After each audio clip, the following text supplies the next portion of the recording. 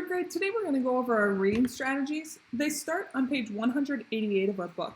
Before we begin then, I need you to go back and reread our Monday story. So it starts on page 182. Go ahead and reread it to yourself, and then we'll be ready to go. All right, if you're watching this now, you should have already paused the video and reread that story. Our first comprehension strategy this week is visualize. Use colorful words and details to help you visualize or form pictures in your mind. This will help you understand the character's actions and feelings. You may not be sure how Anat and Annika feel when they wake up. Reread page 183. You already did that. The details will help you visualize how they feel. So the children were so high that Annika felt dizzy. Anat couldn't find a way down, and they started to cry. They felt fear and dismay, right? The author used really strong words there that can help you visualize what is going on in the story. Next, our comprehension skill this week is problem and solution. A plot often has a problem and solution. A problem is something that needs to be changed or solved. The solution is how characters fix that problem. So, for example, the problem was that the rock grew and Anat and Annika were stuck on top, right? They were stuck. Then the villagers are looking, the villagers ask Hawk to help, and finally they had that solution that the inchworm helps lead the children down from the rock. Okay, so problem and solution. The best stories always have a good problem and solution of how the author gets to the solution.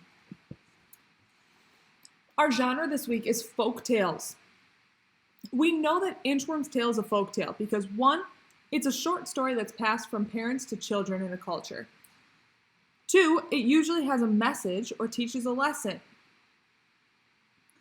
Now, the lesson is at the end of the story. It's a message that the author thinks is important. Okay, so for example, the thing that this culture keeps passing down is why that rock is called what it is. Right? It's after this brave inchworm that helped these children. Now, remember, it's a made-up story, but they help teach lessons in different cultures. And finally, we have our vocab strategy, that's synonyms. Synonyms are words that have the same meaning. Sometimes synonyms are context clues for words that you don't know. For example, I'm not sure what expanded means, but in this sentence I see the rock beneath them grew and expanded. Well, those mean the same thing, so expanded must mean grew. Now, go ahead and take out your Tuesday worksheet. We've got a short little story to read at the top,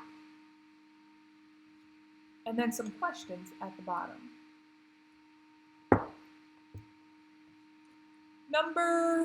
First put your name at the top.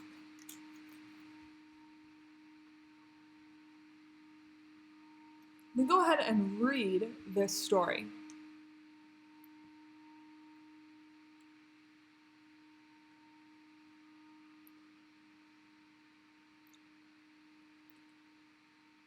Press pause if you're not done yet.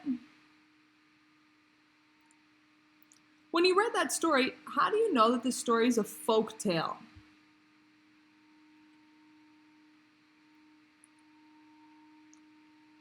Well, 1,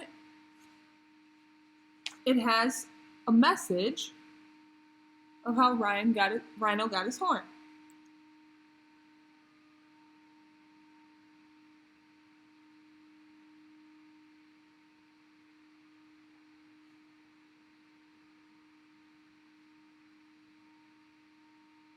Number 2, visualize Rhino running away from his friends.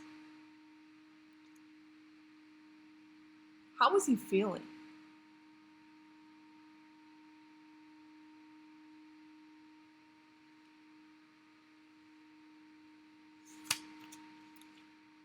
Number 3, what was Rhino's problem in the story? What was the problem? All the animals had to do something unique, but did he? No. Oh, what was the problem? It's right at the end of our first paragraph, right at the end. Number 4, what was the solution to Rhino's problem? Who helped him solve that problem? Number 5, using synonym context clues, what does down mean as it's used in the story?